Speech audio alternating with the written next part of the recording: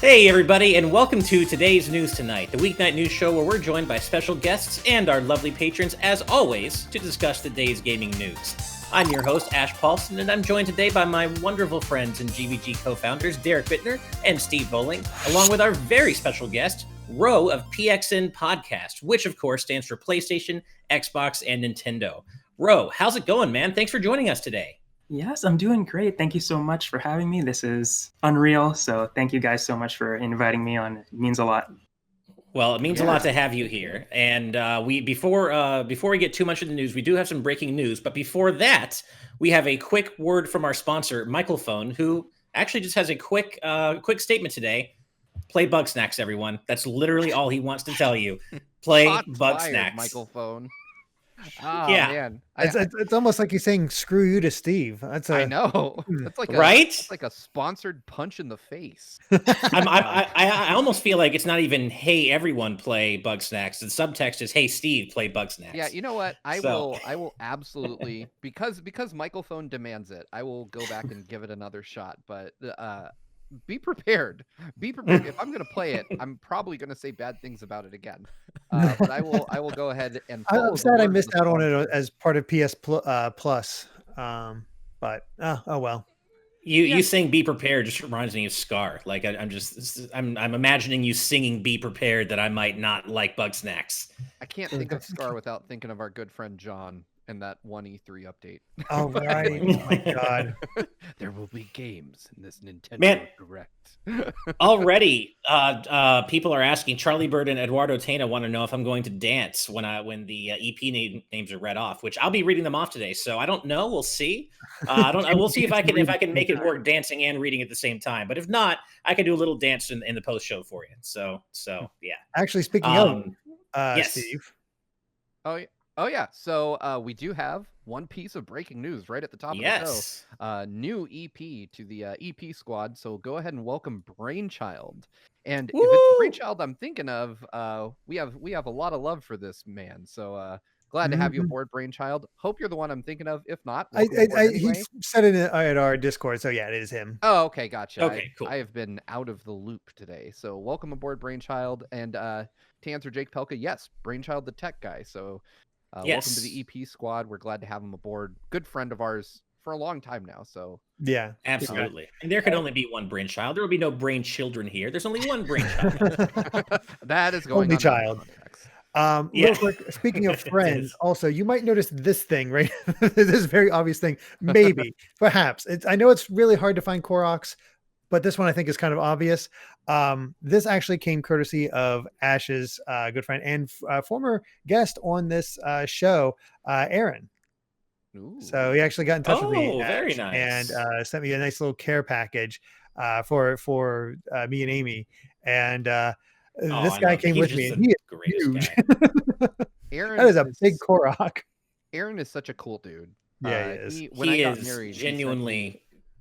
Like a whole box of Zelda stuff, and I was thrilled. I still need to read through the book, but he got me like the Sheikah Slate charging pad for my phone. Oh, that's cool. And so when I set it down, it does like it's condensing a rune into it, which is so badass. I saw that on Twitter. Every time I put it down, I still smile. So for my birthday, he sent me an ocarina, like one of those, like an actual ocarina that you can play, which I can't play at all. He sent me one of those too. Yeah, he sent me that and a Zelda journal. He sent me that, and he sent me the charging station that nice. Steve got. Amy saw that and was so freaking happy. But then we found out that she has an iPhone 7. It only works from 8 and above. And we're like, no. Adam Harris says, sorry? I need to become friends with this guy. Yeah, yes. Everybody gets this Zelda care package. It's crazy. He is literally like the nicest man you will ever meet. He's just one of those very rare, genuinely kind souls who's just beautiful. He's a benefactor to literally everybody around him, and he's like my brother from another mother. I love that guy. So and he always watches our VODs, so I know he'll be hearing all of us gush about him eventually. I'm sorry, Andy Day. I didn't realize that was specifically Makar. Oh. Yeah, guys. That's Makar specifically. I don't think I realized. Yeah, I'm so used to seeing. I'm so used to you seeing Koroks that I didn't even register with me. It's Makar from Wind Waker. Oh my God. Nice. That's so funny. I don't think I even realized that was Makar either. Same. I totally would have just called that for a generic Korok from in Breath of the Wild. But of course, no, that is Makar. Nice. We need to spoil Aaron at some point when we all get together. Like we owe him something. Oh, absolutely. Yes. By the way, Adam Harris says Brainchild, the future guest. Hey, you know what? If he's up for it, we're certainly up for it. So we'll talk to him. And if he wants to be on the show, he's on the show, man. That's how we roll here at Today's News Tonight at GVG. So, yeah. Rob Arman X in the chat real quick says friends equals free stuff is the message I'm getting. Not at all. Most of my friends don't send me things. And I did not. I told this story on Twitter, but my best friend routinely just calls me a bitch while we play games. So you definitely don't need to send me stuff to be my friend. You technically don't even need to actually be nice to me. But, we appreciate his generosity nonetheless, of course. Another quick thing we should also mention is that at certain points, it's up to him. Steve was stepping out, so we have a bit of a helping hand from our good friend, Brandon Miracle, who is in the background here, not on camera, but he might pop in if he has something to say about some of the topics here. I'm the voice from the ether today. Yes. There we go. The voice of God. Literally, because you're the one controlling our stream. So, an act of God could just destroy the stream. So, yeah. Like, I don't like what you're criticizing right now. I'm just stopping this immediately. Well, I guess you just be better. You better be careful what you say today. Oh, wow. Nice. Okay, I like it. Playing hardball. Fizzywig Hoyd says they think you seem a little quiet, Steve.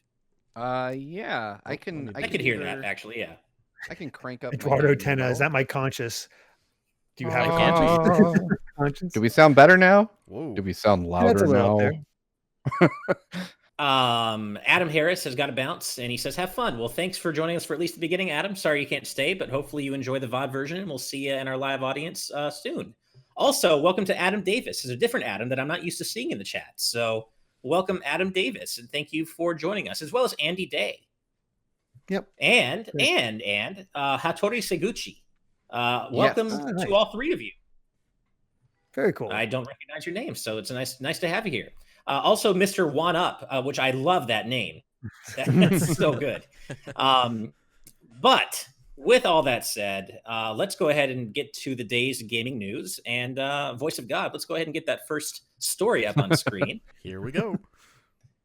We're up. And this one is, I'm glad I'm hosting today because this is perfectly attuned, the pun totally intended, to me. This is a video game music news story. So a new prototype of the original NES DuckTales has surfaced, revealing with it an unused song for the map screen in the game. And if you've heard the original version of the map theme, the one that did make it into the game, you'll know then how just wildly different this sounds if you go ahead and listen to the new version. And I'm going to go ahead and pop that into the chat right here for you guys so you can check that out. But yeah, the map theme is completely different, this unused version. It almost feels like a regular level theme as opposed to just a map theme. But have you guys taken a listen at both? I have. Me too. Yes. Yeah. Yes. Thoughts? Honestly, it seems way more video gamey. There's a moodiness to the original that I never really thought about when I played, because I played the hell out of DuckTales. Yeah. I loved this game as a kid. And listening to this new one, I didn't quite click with me because I'm like, which song was it again? I'm not sure. And then we played back to back. I was like, oh, right, that one. Wow, that is really different. It is. I don't know. It's a lot more upbeat. Prefer. Me too. I think you said that this unused one feels a lot more kind of just like a little more video gamey and just like a regular level theme in the game, whereas the one they actually ended up using feels a bit more a little bit more dramatic and almost brooding, which is actually weirdly appropriate for DuckTales. You wouldn't think so, but this is of course the game that gave us the Moon theme, which is one of the most epic, dramatic 8-bit platforming anthems any game has ever had, and it's freaking DuckTales. So in a weird way, that more dramatic, kind of almost more somber map theme works in a weird way for the game. I don't know. DuckTales NES, man. Weird game. Great game. What do you think, bro? So this is a game that's a little bit before my time, I guess. I was born in 97. So I didn't get to play the fantastic game that is DuckTales, but I did love the cartoon. I love the reboot that came out on Disney XD as well. But I was listening to the difference in the songs, and I kind of like this one. I don't have the same attachment as I'm sure you guys do, so it may be different for me listening to it for the first time. I guess I have heard the Moon theme though, and that is a fantastic video game song. I have heard that. Nice. But yeah, I really like this one. It was I was jamming out to it before the show started. I really liked it, so I can understand why some people are enjoying this, and this is such a big news story as well to finally get this sort of video game history. Did you at least get the chance to play the DuckTales Remastered? No, I haven't played that either. No. Should I go? That's something that I should. Yeah. Well, was remastered delisted? I can't remember. It was for a while, then it came back. It came back. Okay, so I would say, I mean, DuckTales absolutely holds up as a game, either the original version or remastered. So, yeah, Ro, definitely. If you could play remastered, or there's also the Disney Afternoon Collection. Oh right, I forgot about everything the Disney except collection. Yeah, unfortunately, it never came to Switch, but it is on other platforms. And if you ever have the hankering to play 8-bit old school platformers, the original DuckTales really holds up. Okay. Actually, go ahead, Ro. I'm sorry. No, I was just going to say I would definitely want to check it out because I do like those retro style games, but I haven't played a lot of them. I play a lot of the remakes, like the indies that come out now that are in that style. Okay, I need to go back and play a lot of those nice video game gaps that I have in my mind. Yeah. Well, it also comes with Chippendale. Actually comes with Chippendale 1 and 2, but the first Chippendale game was one of the first really good co-op 2-player games on NES. Was it good, Ash? All I remember is killing my friends a lot. Well, I thought it was really good, but I think it's. I could not get past the first level because I kept getting picked up and thrown off the edge by my. Okay, you have to play with the right friends. I know what you mean. I thought I hated what was it, Zelda 4 Swords Adventures, because I would just play with friends who would just try to bomb me the whole time and just ruin my whole time. But if you play with the right friends, then I think it's a great game. So real quick, I want to mention to Ro that, age doesn't have a ton of... I've never played DuckTales. I shouldn't admit that, but I mean, I was born 15 years before you, my friend, and I never played it. We were a Sega house when I was a kid, so we didn't get an NES till right at the tail end of its life, and we only got like the hits, like Mario 3, Zelda 2. I know, Zelda 2. We didn't even have Zelda 1. Our NES library was thin. Batman, Terminator, stuff that 7- and 8-year-old boys liked in the late 80s. But so I've never played this, but I listened to both songs, and one thing that I thought of, my only thought was, oh, this ain't the Moon theme, this ain't that great, because I've never played the original game, so I don't know the significance of the song. I tend to prefer what they went with in the final game now that I've listened to them both, but again, I'm doing that without context at all, because I like moodier songs in general. Right. And the entire soundtrack is great in DuckTales. It really is. The Moon theme is kind of elevated above. So one of our friends, a friend of mine at least, Sean Buckley, did a video on this song, and he gave me some incredible history because DuckTales is not something I remember watching the cartoon as a kid, but I grew up and I stopped thinking about DuckTales, and he mentioned something that was really interesting to me was that the Moon theme was so good that they ended up going back and incorporating it into the cartoon as a lullaby. Yeah, so one of the characters, go watch Sean Buckley's video that explains this because it's really good. And so the Moon theme has lyrics and they're good. And they oh my god, game or original cartoon or the new cartoon? The new cartoon for sure. Okay, I have heard about that. So I cool, did hear that they put the Moon theme in the new cartoon. I have not heard this. Which is so incredibly cool. So I just love the fact that that song was so powerful that it transcended the game it was in and made an impact on the canon of the series. But that is so genuinely cool. I got to go watch this video. The new cartoon, from what I understand, incorporates the old comics, the show, and pretty much all kinds of just DuckTales media out there. That whole what is it, Carl Barks aspect to it. It's amazing. They just took all the best stuff. Well, it's funny because this will give me a legitimate reason to go revisit the new series, because my wife and I checked it out like over a year ago, and we bounced off it hard. And I shared that hot take, that sizzling take on Twitter, and I was met with I was met with a fierce and swift retribution from people who were like, "What are you talking about? The new show is amazing." And it didn't do anything for me, but maybe I just wasn't in the right mindset. So now that I know the DuckTales Moon theme has been incorporated, I've been meaning to get back to it. I've only seen like the first 4 episodes, so I've been meaning to like sit down and watch it. I just didn't have Disney XD.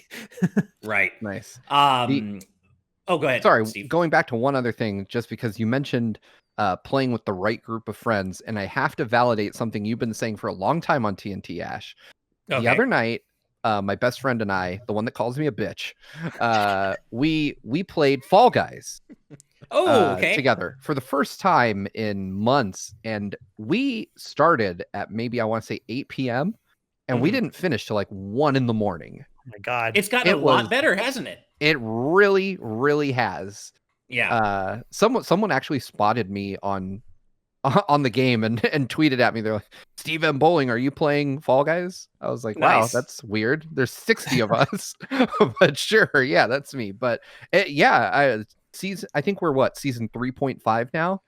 And so I had dropped yesterday, I think. I had missed everything from season 2 all the way forward. And I got to say, even the season 2 stuff wasn't that bad. I actually really liked it. But again, the key to it is just having a good friend to play with, or one that routinely insults you. I don't know. But I did enjoy it. It's definitely, it gets taken to a whole other level when you're playing it with someone, which I suspect is the case for a lot of games of this nature. Yeah, I think it's definitely not the kind of game. I mean, I think it's a good stream game, probably. It might be fun to play on stream with people watching you, but it's not the kind of game that you'd want to play by yourself, not chatting with anybody, basically playing anonymously with 60 other people. Yeah, it's definitely better with friends for sure. Well, I'm glad you had that experience with it. Yeah, I checked out season 3.5 briefly last night before I went back into The Last of Us Part 2. Steve, you'll be happy to know that I'm focusing now on finishing Last of Us Part 2 finally. So yes, I'll be able to talk about that pretty soon. Hear that. Yes. I'm excited. Now that the world isn't so terrible, you can fill your need for terribleness with the evil bad things that happened in The Last of Us. That level that 2020 had me at. Right. That level of despair. But to be fair, I'm saying the game is great, but it definitely makes you feel bad feelings. Oh yeah, it definitely does. But yeah, to give you a little context where I'm at, I'm at Seattle day 3 on my way to the aquarium. So that's kind of where I'm at. Oh no. I'm excited. I don't know what to expect. I have no idea what to expect. I've avoided spoilers. I'm so excited. So I think I'm excited. I don't know. Sorry. Good, Ro. Now, just saying, remember those bad feelings Steve was just talking about? They're coming. Yeah. I say I'm excited, but I think maybe I should be more dreadful, if anything, about what's about to happen. You should probably get ready for a good ugly cry moment, or just be prepared to remind yourself that you need to set your DualSense down gently. Oh God! All aboard the despair. All right, I'll keep all this in mind. Before we move on, I want to point out a cool bit of trivia that I forgot about that Andy Day pointed out about DuckTales Remastered. Another reason you should play this game is because it was the last piece of media in anything to cast Alan Young as Scrooge McDuck. And, it's such a common practice to replace actors and voice actors as they get, really old into their elderly years. He was 96 when he recorded that game. 96. And Capcom did the right thing and you can do it in his age, but it still brought me joy to hear him in that role. Yeah, you could definitely tell that he sounded different, but that's so much better than them recasting him. And I had so much respect for Capcom and Way Forward for doing that. So that's just another reason to play DuckTales Remastered. It's a great game. Also, Vedran Hotik says, I lost it. But Vedran Hotik says something along the lines of, Jake Vert Kaufman was such a great composer for DuckTales Remastered. And I'm gonna stop you there and rephrase that and correct that. Jake Vert Kaufman is a great composer, period.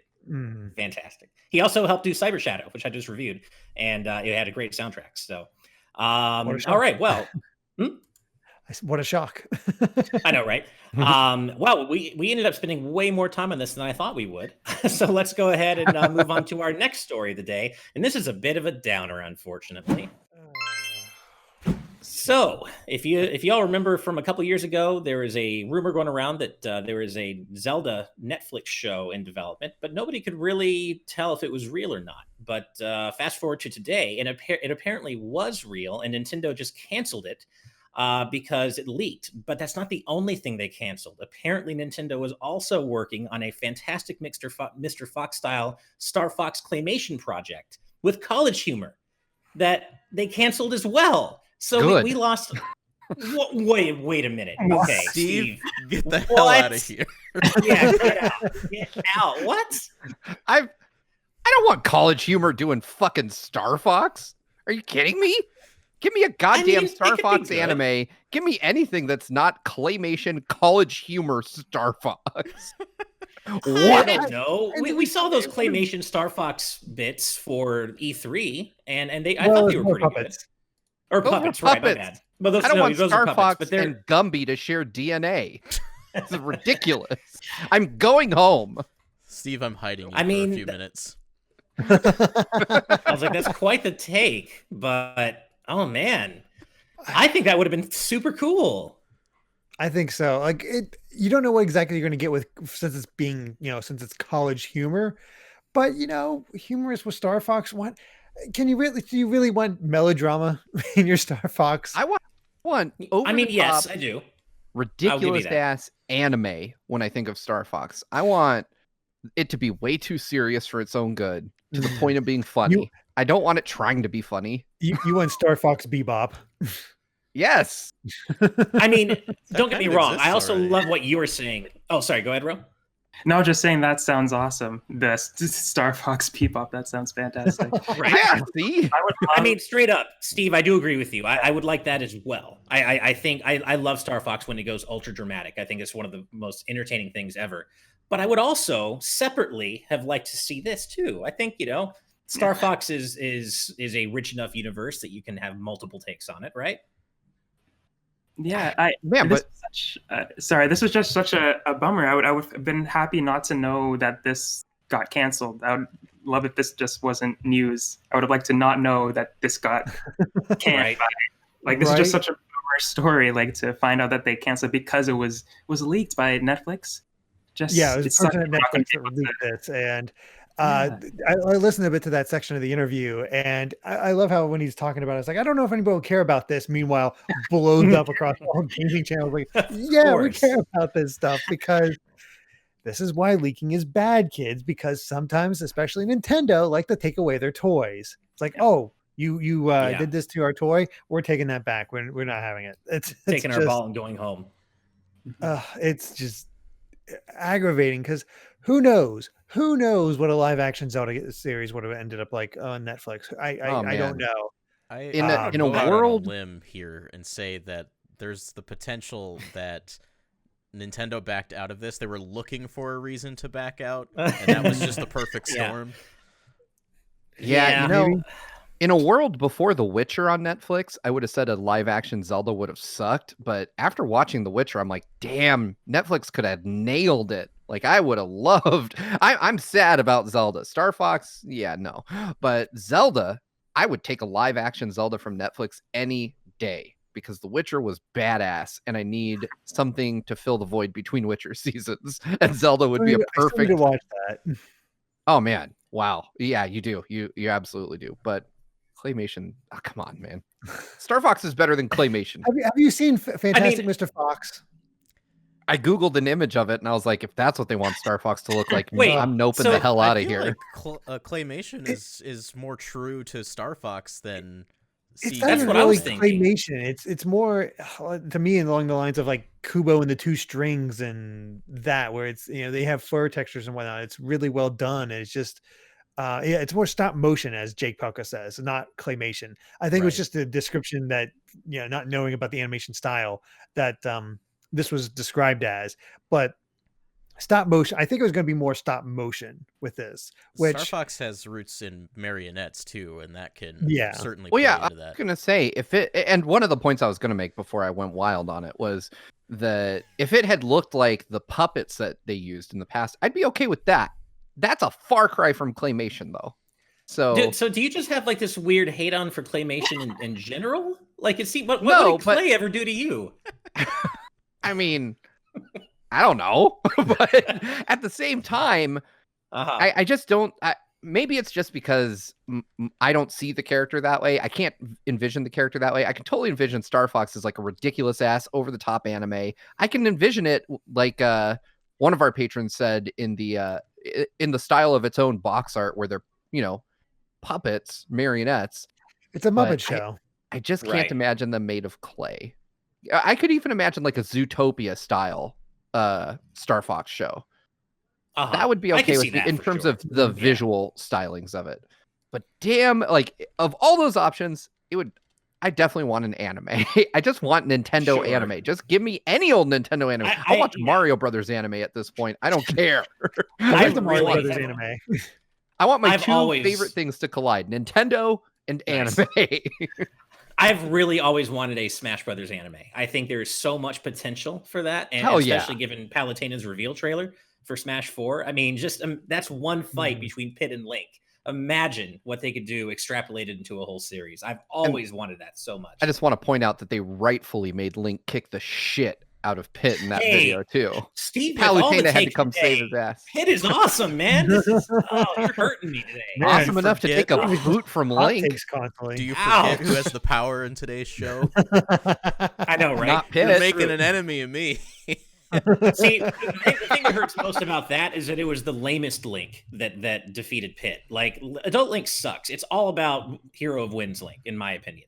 And now, if it had been, Wind Waker Link that beat him, I can accept that. Okay, but hold on. I mean, Ash, no. I'm just saying, Hero of Winds Link has always been my favorite Link. All right, but I mean, Hero of Time Link easily has like a 1.5 feet on Pit. It makes sense. He's like towering over him as he's down on the ground. Could you imagine if Pit got knocked out by a little boy with a stick? With a stick. The Master Sword, thank you very much. I was talking about the tact of wind, man. But if you want the tact of wind. Oh, fair enough. Fair enough. Oh my god. Ouch, man. I don't know. Would you have enjoyed none of these, Ro? Obviously, you said you're interested in Star Fox, but what about the Zelda? Yeah.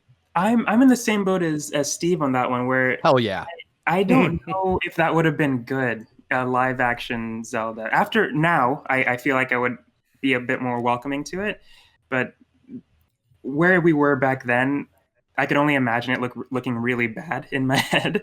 A live action Zelda. I would much prefer an anime or a cartoon animated Zelda. I still would prefer an animated Zelda over a live action Zelda, even now. I would as well. Yeah. But it's just such a bummer that we're not getting this anytime soon. The show, unless we are, and they just haven't leaked it yet. The show would have had to start with Link getting kicked in the throat. Just an excuse for him to not talk. By Pit. Just have Pit do it and then never appear in the series again for whatever reason. Just to spite Steve. Yeah, just to spite Steve. I go back and forth on the Zelda live action show. I think there is a universe out there that exists where a Zelda live action show would be very good. I'm not convinced it's this universe. Maybe, could be. But Zelda is just one of those things where there's such a very fine line for live action, I think, where it's like I would either be great, but it wouldn't take much for it to be awful. And so maybe it's better off that we didn't get this live action Zelda show. But again, The Witcher's pretty good from what I've seen of it. I haven't seen the whole thing. So maybe. As the guy who saw Monster Hunter, this is a blessing in disguise. Yeah, I didn't see Monster Hunter, but I want to someday just to see how bad it is. I know it's terrible. Oh boy! I do have a quick question for Vedran Hotik before we move on. Going back to Fall Guys for a second, they say I played the first season, got the platinum, and then dropped it. How did you get that platinum? Can you post some hot pro tips? Because oh my God. No, but literally it's only one trophy. But one trophy is you have to win 5 shows in a row. No. That's incredibly difficult to do. So hats off to you, man. Not my hat off because you don't want to see my hair today, but hats off to you. For getting that platinum. My friends and I cannot get that 5 in a row trophy. So anyway, just wanted to mention that. Congrats on getting that. But let's go ahead and move on to our next story. And Steve, I know you're going to have a lot to say about this, or at least something. Oh boy. The design director for the Perfect Dark reboot over at The Initiative has left the company. His name is Drew Murray. He has left the company after 2 years working on the project. It sounds as though it's an amicable split. He just wants to go focus on other parts of his life. In fact, he says on Twitter, after 2 wild years helping start the initiative at Xbox and rebooting Perfect Dark, it's time for me to say a tearful and bittersweet goodbye to my team at the initiative. And he has 5 tweets talking about it. I'm not going to read all of them, but essentially it does sound as though this is an amicable split, that he's going to be, he's sad to go, but he's moving on to other things in his life. Steve, question for you, since I know how excited you are about the Perfect Dark reboot. Does this make you concerned at all about the status of the project? Do you think it'll be okay without his stewardship, or how do you feel about this? It's hard to know how to feel because one, I always say this, games aren't made by one person, so right. the team will carry on. It's hard to say how much of Drew's thumbprint, I'm not familiar with Drew, is on the game as it stands now, and how much of that'll be changed between now and release. But also, I don't know if the initiative can make a good Perfect Dark game. So there's still that whole thing. Even with him, maybe it wasn't going to be what I'm hoping for. That said, it does nothing to change how I feel about it. I'm still hyped as hell for this. It is absolutely one of the games I'm most looking forward to right now. Granted, that's largely because we don't know a lot of games that are coming this year. It's so hopefully in the next month there will be other things to be excited about. But yeah, I mean, I don't know Drew's work. I don't know the initiative's work because they were founded to do this. So it's hard to say, because in gaming there are so many people that work to create these games, and only a handful of them are really visible. So I don't know. There's probably great talent there working on the game. I'll reserve my judgment until I see the first trailer, but this does nothing to dampen my excitement. I'm not worried about it yet. I think that'll, how I feel about it will solidify a bit more once we see an actual trailer that shows the game actually running. Because all we saw was like that cinematic trailer that showed the Datadyne building, which didn't even seem to be in-engine footage. It was just, a CG trailer. So once we see the game running, then I'll get an idea. Because I was also really hyped for Perfect Dark Zero, and wow, that was a mistake. So we'll hopefully this is more Perfect Dark N64 and not Perfect Dark Zero. Right. Yeah, no, I mean, I played quite a bit of Perfect Dark Zero in the early days of Xbox Live Arcade, or Xbox Live on Xbox 360, and very, very middling, disappointing experience. Ro, what about you? Do you have any thoughts on Perfect Dark? Did you play the original or the Xbox Live remaster? So this is another one similar to DuckTales, where I just slip away in shame. Totally Again, that I have not. Perfect Dark. Yeah, okay. I'm good. I'm glad that I'm not alone. But I watched the trailer with my buddy who I host the PXN show with, and I was super excited. But he was like out of his seat, just bouncing off of the walls, like how excited he was. So I know how much this game means to people. And seeing this guy leave is obviously, it's sad, but I agree with that. It doesn't necessarily mean that it's going to be in a bad place. Like Steve was saying. Right. There's a lot of people working on this. I'm sure it's very early stages of development too. So if there's any changes that need to be made, it shouldn't be too difficult to make them. But yeah, I'm just waiting for that next trailer as well, and hopefully play the original before the reboot comes out. Yeah. Rob Rauwshan X in the chat mentioned something that's really cool. The original Perfect Dark and Perfect Dark Zero are on Xbox Game Pass right now. Yes. And the nice thing about this, since Perfect Dark is a Microsoft first party game, means that when it comes out, it'll be on Game Pass too. So that is true. Really not a lot to risk there. If you have Xbox Live and Game Pass, you just play the game for free. And if you don't like it, just delete it. Rob Rauwshan X also says, Steve, judgment is still boring. Just want to point that out. He's taking shots at you, man. A lot of shots at Steve. I know, right? Angry words directed toward me today, man. I don't know what I did. Well, I know. It's the Xbox shirt. People are feeling a bit more aggressive. It's the green lighting. I'm very on brand today for Microsoft stories. I mean, when you start throwing around hot takes like Pitt being a chump, I think you gotta expect. Whoa. Pitt being a chump is not the same as Pitt being worse than Link, which is just an objective truth. I mean, objective, man. Throwing around the O word too. Damn. I mean, I love it. Sales numbers, game quality. What metric would you like to measure by? Hey, Kid Icarus Uprising. I love me some KIU. You know what rose up higher? Breath of the Wild sales. No, yeah, Breath of the Wild is its own. That is certainly true. What was I had something. Oh, go ahead, Derek. I was going to say, Doodle in the chat was pointing out that Drew Murray previously worked on has a great lineup of past games: Sunset Overdrive, all 3 Resistance games, Ratchet and Clank Oh, Tools of wow. Destruction. He obviously worked previously at Insomniac before leaving in 2018 to help start the initiative. And he did say he's leaving to focus on life outside of work. So I feel like something pulled him away for whatever reason that might have been outside of his control. I believe someone in his family passed away. If it was his brother, I think. So I think it was some family issues, unfortunately. Yeah. So that's why it's amicable. It's just he has to take care of family, which sometimes you got to do. Steve, I just came up. I just figured it out. We got to settle it in Smash. You played Link. I played Pit. God. Whoever wins, that's the better character, right? Oh God. Well, I guess Pit's better then. Nice. or Ness or whoever you choose. That's how Ash really wins any argument with us. It's like, I want it this way. I was like, I guess we'll have to settle in Smash. It's like, just take it. Well, guess you win then. Yeah. All right. Well, with that said, let's go ahead and move on to our next story. And I'm just going to preface this by saying I'm Commander Paulson, and this is my favorite story on GBG, or on TNT, excuse me. And that is that Mass Effect Legendary Edition has gotten a formal reveal trailer, which is really good, by the way, if you haven't seen it, and a release date of May 14th. It is coming to PS4 and Xbox One, and it will be forward compatible with PS5 and Xbox Series X. Unfortunately, though, it will not receive any optimization patches for next gen, or for current gen, I guess now. So that's a bit of a bummer. However, BioWare has not ruled out a Switch version of Mass Effect Legendary Edition, so that could still happen for those of you who prefer to play, stuff on Switch. But either way, I don't know about you guys. I am a huge Mass Effect fan. I played the original trilogy to death on Xbox 360. And I really hope I have time to revisit this trilogy again in May, because I love these games. Actually, I think, Steve, we talked about this before. You did not play them as much, right? Or maybe at all. I've played maybe an hour total of Mass Effect in my life. And that's not saying it's bad. Sure. It's just, it came at a time where I had other stuff going on that I wanted to play, and then it kind of slipped by. And I went back and tried to play it later on. But again, I was at this point, I was already deep into my career, if you will, in games journalism, which means that I don't have time to play anything. So I'm always playing what is mandated. So I've just never gone back.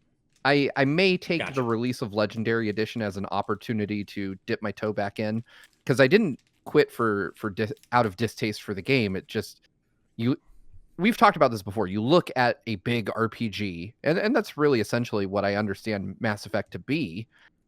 Something, a big sprawling game with a lot of that requires a large time commitment. And I was like, well, I don't have time for that. To be fair. So I guess it's gonna wait. If really, I only set RPG time aside for games like Final Fantasy these days. If it's a new numbered Final Fantasy, I'll sit down. Okay, you can have my 40 to 50 to 70 hours. But it is incredibly difficult to find time for these. So hopefully I'll be able to squeeze in Mass Effect. That said, a Switch edition? I feel like that's setting up for disappointment, like just a original gen port. No, I agree. I don't know if it'll be upgraded at all, but I think it could still pull it off, because it came out on the 360 and we have Doom running on there. So well, no, that's my point, is that they'll call it Legendary Edition on the Switch, but it'll really just be the 360 port, without the upgrades, which feels. I mean, I know that's happened before. I can't think of a specific example on the Switch, but I know people have done that before, where the Switch version of a upgraded game is just the original game ported over. And I would rather it not release than release in that state. Yeah. So I'll take this. Plus, on this is. Yeah, same. I mean, like, I was just looking it up, and they have confirmed that Mass Effect Legendary Edition is going to be 60 FPS 4K on PS5 and PS4 Pro, actually. So, that is, I would like to have those benefits when replaying this trilogy, if I get a chance to.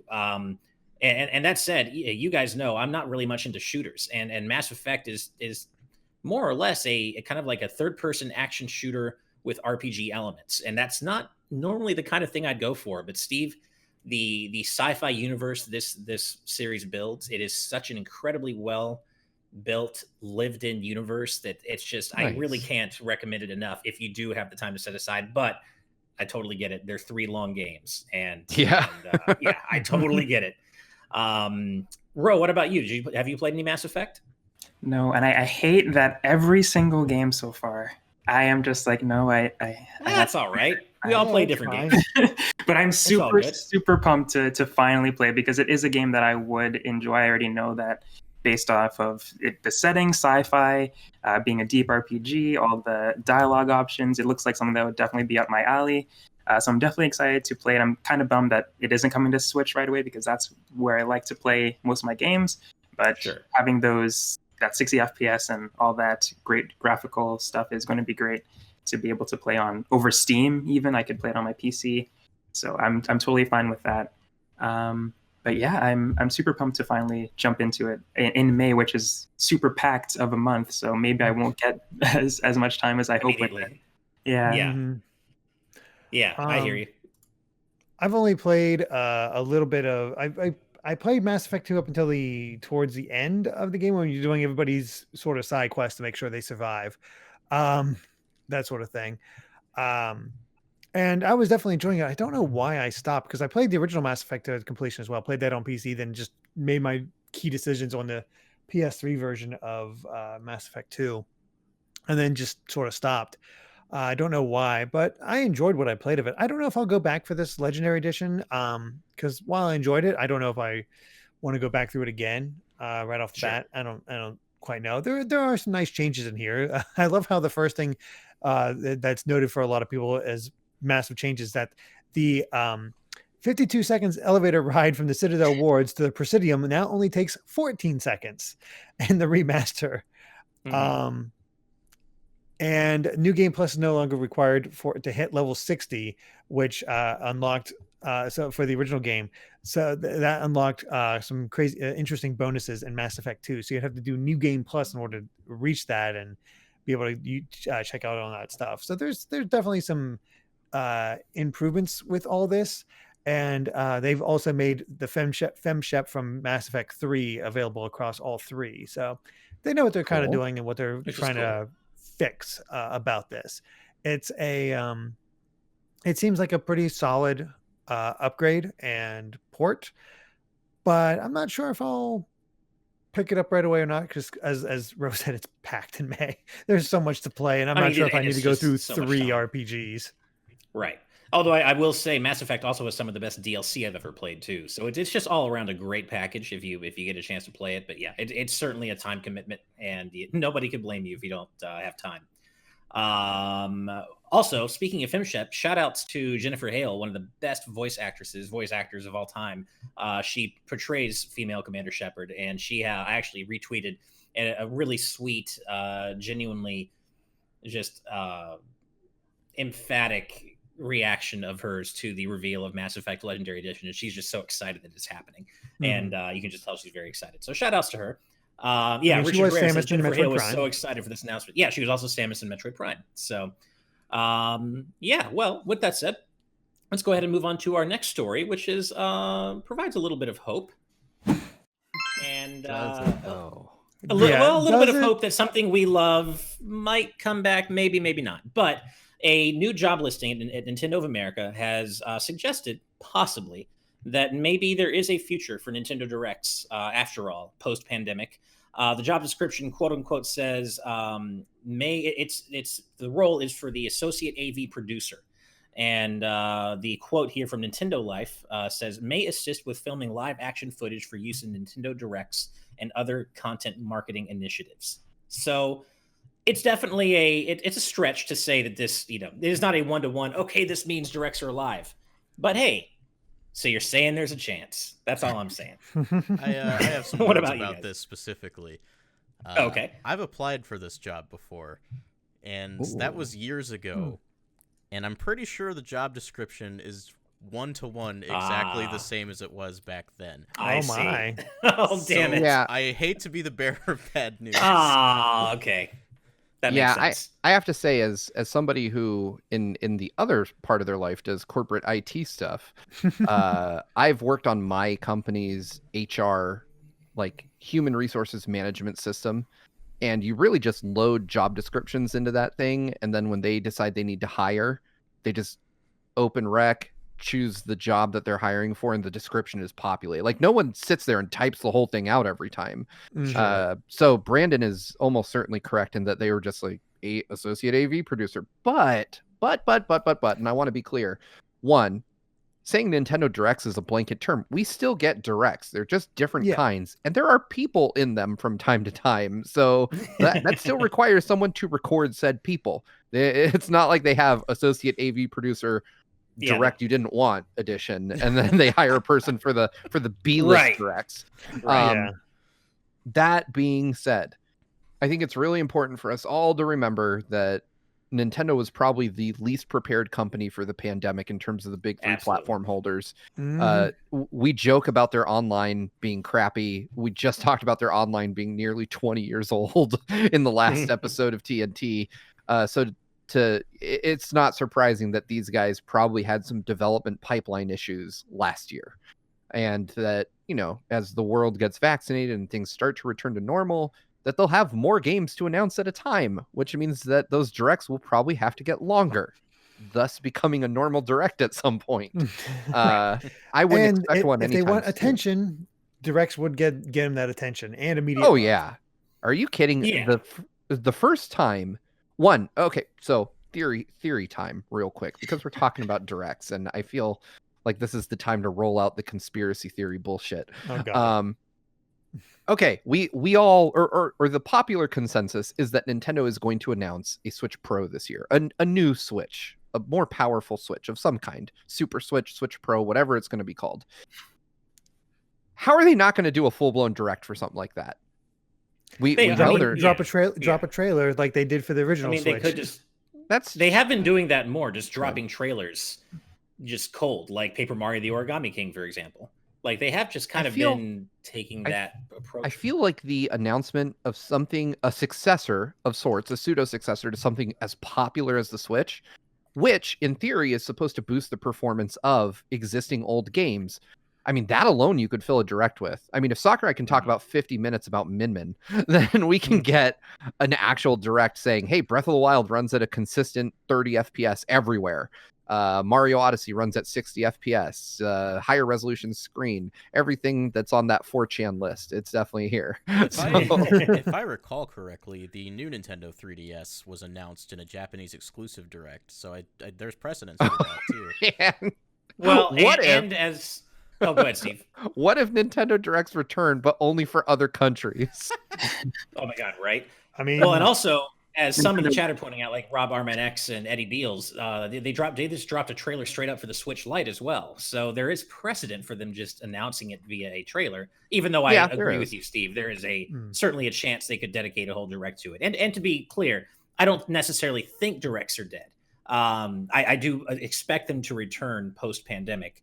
And, selfishly, of course, I mourn the hopefully temporary loss of Directs and want them to return because I love Directs. But I absolutely understand why Nintendo pivoted to this kind of direct list format of announcements for now because of the pandemic. And my, I certainly have sympathy for how ill prepared they were for the pandemic.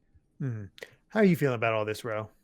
I would love to get Directs back as well. Nintendo seems to be doing just fine sales-wise with how well Switch is doing, and Animal Crossing is doing insane, almost going to take over Mario Kart 8.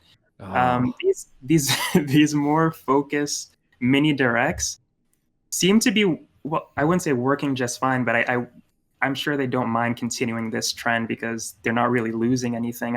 Fans still tune in the masses to watch these mini Directs and the Pokemon Directs or whatever.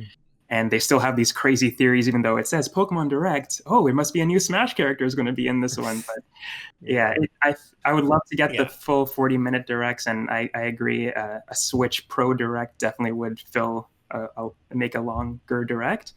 But I do agree that it will be a long time until we get a full one.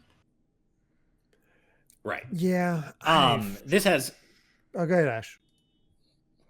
Oh, no, go ahead, Derek. What I was about to say has nothing to do with this. Oh, okay.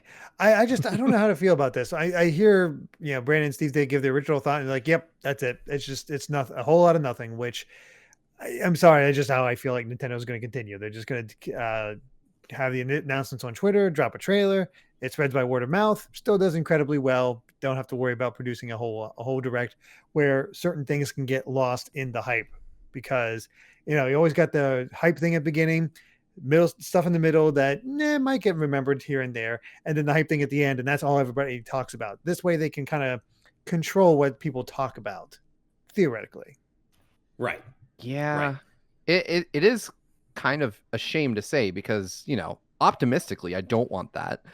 But Derek is right. When you do a big direct, people talk about the one or two big things from that direct, and those are the talking points for the next couple weeks.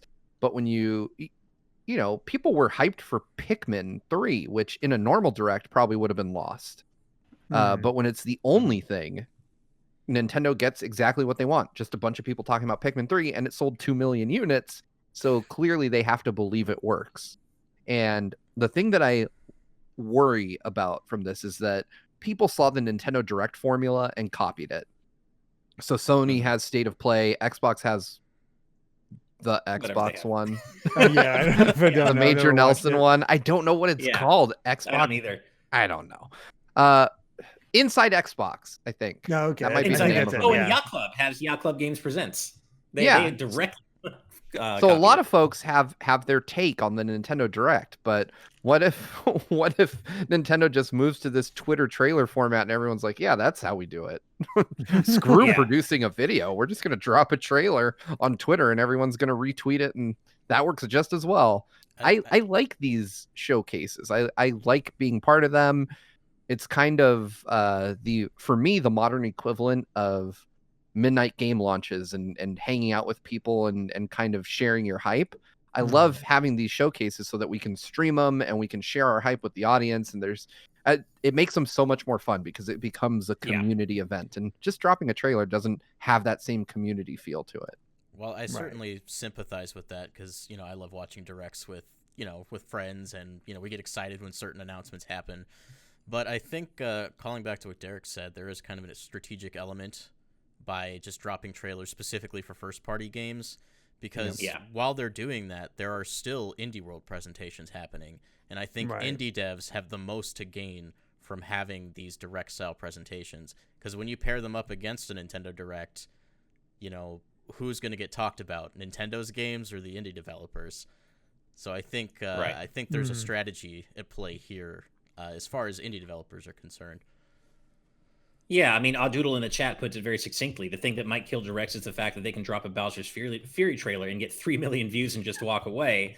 New Pokemon Snap and get 2.5 million views. Not even the announcement, just another trailer. And it's impossible to overlook the practicality of the approach they're taking right now with just dropping these trailers. And so, while I too miss the communal aspect of giant mainstream Nintendo Directs, of course they're still doing the direct partner showcases, and those shouldn't be ignored. Those are a lot of fun, but I do miss the communal aspect of the big first party announcement hype that came with main Nintendo Directs. But maybe we'll still see them come back. It's not impossible. I do tend to I like Z Patty's take where they say that the next Nintendo Direct will come back on March 32nd, right after Nintendo Doomsday. I do love that. Perfect. Kill Mario. Yeah. Right. All right. Well, let's go ahead and move on to our next story. And I know some of you in the chat talked about that. We were wondering if we talk about this. It's not good news, but let's go ahead and get on it. And this has to do with Sonic Prime, and more specific. Well, there is one cool thing about this. So Sonic Prime, the new Netflix animated series, for Sonic the Hedgehog, it has been confirmed that it's going to take place in Sonic Team's game universe, and even more interestingly, crossovers with other Sega franchises have not been ruled out. So that, on its face, could really be neat. And I like that it's going to take place in the Sonic Team game universe. However, and here's where it kind of gets a little shifty.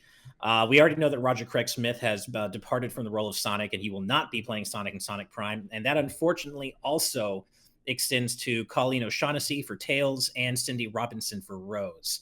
So Sonic, Tails, and Rose's voice actors will not be, or up to now voice actors, will not be reprising their roles in Sonic Prime.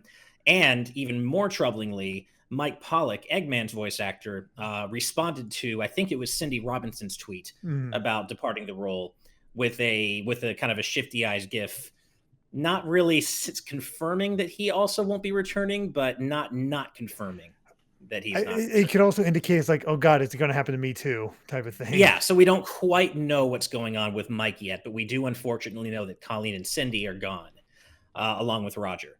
And this sucks, man. This sucks, you guys. All their voices were so iconic for their roles, Colleen especially. And this sucks. I mean, this absolutely confirms it to my mind that Colleen will not be involved with Tails in the Sonic 2 movie. And I mean, obviously I'm very disappointed here. Ro, how do you feel about this? Are you a Sonic fan? Do you have any dogs in this fight? Yeah, I could talk about this one. I love Sonic. Nice. As you guys know, I have the Sonic jacket right here for the 25th anniversary. But yeah, this is definitely bittersweet because it comes with the Sonic Prime announcement, and that sounds cool, like an interesting show to watch. But like you were saying, Roger Craig is so iconic as Sonic, and I can't imagine someone else doing Sonic. Like there's some actors that you just associate with the character, and to me, Roger is Sonic. I want to give the next voice actor as a fair shot, obviously, just to see how he does. But yeah, it is a bummer to see these iconic actors leave their iconic roles. But yeah, I'm excited for the show though, and I hope a game is not too far along or is not too far away to be announced as well. Because I'm itching for some new Sonic content for sure. Same. Where's Sonic Mania 2 already? God. But the Sega crossover thing, does that mean other Sega properties like outside of Sonic? I'm guessing that's what they mean. That's what it seems like, yeah. So Kiryu from Yakuza could show up in this show. Is that what you're saying? I guess so. Yeah. Skies of Sonicadia. Maybe we'll see Vice and Ica make cameo appearances. Who know? You know, I mean, the possibilities here are truly rich in terms of what Sonic could cross over. Then we've seen that kind of happen in Sonic and All-Stars Racing Transformed, which was a fantastic game, and it was really cool seeing various Sega worlds collide like that. But it is, you know, it's gonna continue to sting with losing all these incredible voice actors for their roles, and I don't want to cast a shadow on who that was not an intended pun. I don't want to cast a shadow on the whoever they're hiring for the roles going forward. I'm sure they'll do a great job. I don't want to just, you know, take the wind out of their sails, but it's a shame, man. These characters are these voice actors to me, and it's really a shame. You know, I hate to be a conspiracy theorist, but like this reminds me of when the Pokemon anime in the West changed hands, and you know the entire cast was recast. I remember that vividly as a kid because it upset me so much. I remember getting back into Pokemon with Diamond and Pearl and turning on the new Diamond and Pearl series, and that's just when the new cast took over. I'm like, what the hell? this is a way different than I expected. But the funny thing is, now the new cast has been those characters in Pokemon longer than the original cast was. So they're this generation's cast. That's just the way it is. Same for kind of Sonic. Yeah, he's this generation's cast, but before, you know, there was 7 years of the previous actors for Sonic and all that. It's just this is the most consistent we've had it for a while, because Tails' voice actor kept changing for the longest time. They couldn't they just had to keep bringing in kid actors of varying quality. That's what makes me think there's some like legal mumbo jumbo or some contracts that are out. There's a reason that all happened at once for sure. Well, it's not that it all happened at once, because we already had some recasts in Team Sonic Racing, like different Knuckles voice actor. So yeah, but it could be something with the legal rights to the animation versus games or something of the sort. I don't know. It does, like Brandon said, it kind of reminds me of obligatory Dragon Ball reference of the episode when when Funimation picked up the rights for Dragon Ball Z, and we had to move away from the Ocean dub, which used a lot of more established at the time anime voice actors. Like I think the guy that played Dr. Tofu and Ranma was in Dragon Ball at one point. I don't remember. Anyway, Was he? I'm Oh, man. 90% sure that Dr. Tofu's voice actor, I want to say, was Goku What? in the Ocean dub.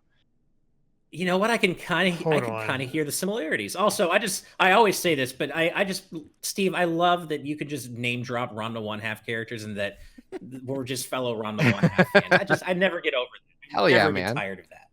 Yeah. Let's see. Adam Davis in the chat says, Ash, I can already tell you he, as in I believe Eggman voice actor Mike Pollock, is fine. He said he's under an NDA, and clearly the others aren't.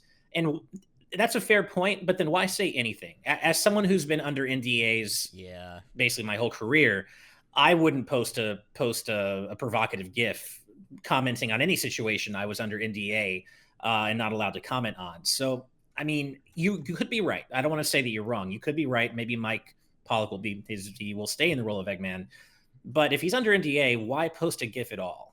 You know. That's just how I see it, but perhaps Pollock has always been kind of cheeky about that kind of thing. Now, to be fair, I read it differently. I read it as she's like, "Oh, I'm loading out with my talented compadres," and I read the GIF as kind of like, "What? I'm not talented." I could see that. Okay. And real quick, just to provide the most important update, I was right. The guy that played Dr. Tofu, Ian James Corlett, also played Goku in the original English dub of Dragon Ball Z. It was not. Awesome. Was it Ian or the James Saban Corlett? dub? Sorry. Okay, because not Ocean. Yeah, I always Ocean get those dub, two mixed up. The funny thing is, the Dr. Tofu still played by a Goku, because Kirby, the person who took over for Dr.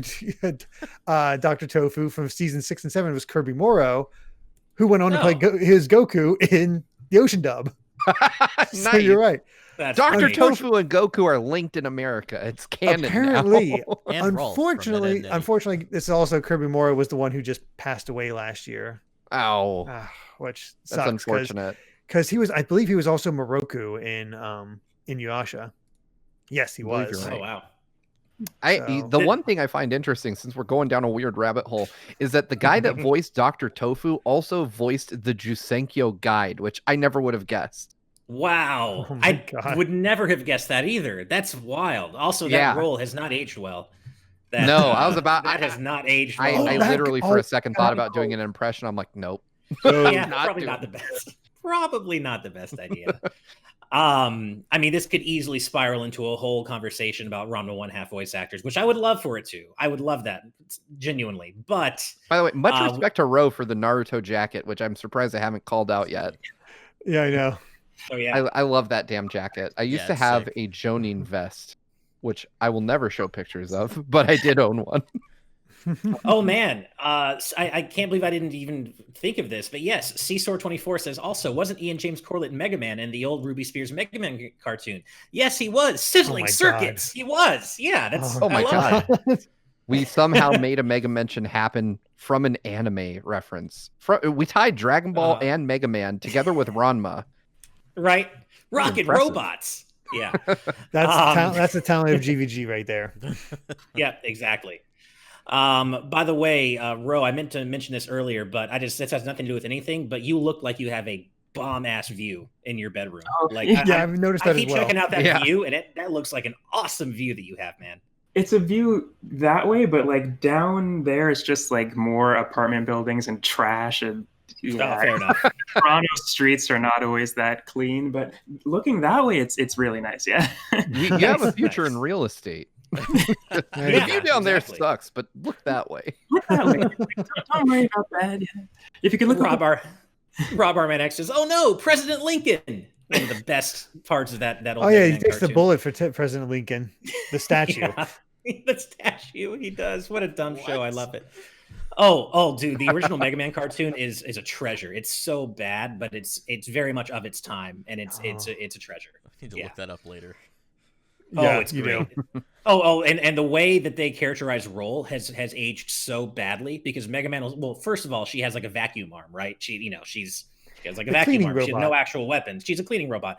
But Mega Man will like regularly say things like, yeah, I don't need you coming with me, Roll. I don't need a girl robot getting in my way. It's really bad. It's not aged well at all. No, but it's very much a product of its time.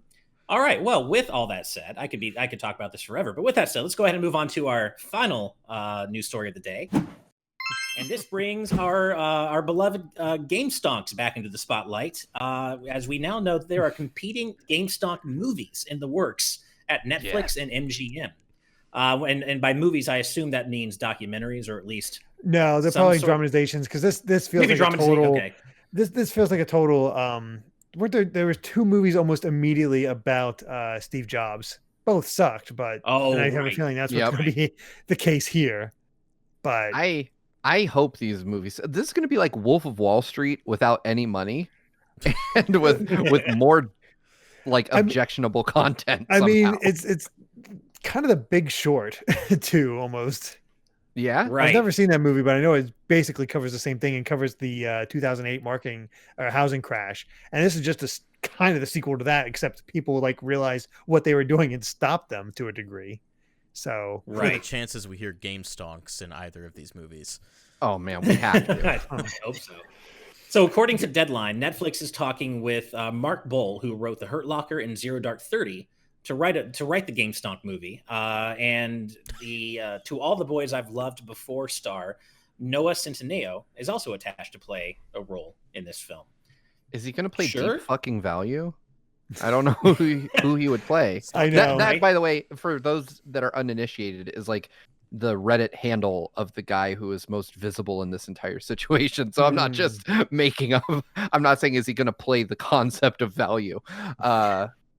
Man, I think about it, and I think, okay, people that write movies have to do research, and I have scrolled through Wall Street Bets on Reddit. I do not envy the person researching that subreddit right now. It is just a whole bunch of ableist, homophobic bullshit smeared all over the internet with random stock tickers attached to it. And co-opting things, and it's just... It turns out Reddit's a bad place. Don't go there. Unless you're going to the GVG subreddit, it's okay there. Damn. I think. Yeah. I mean,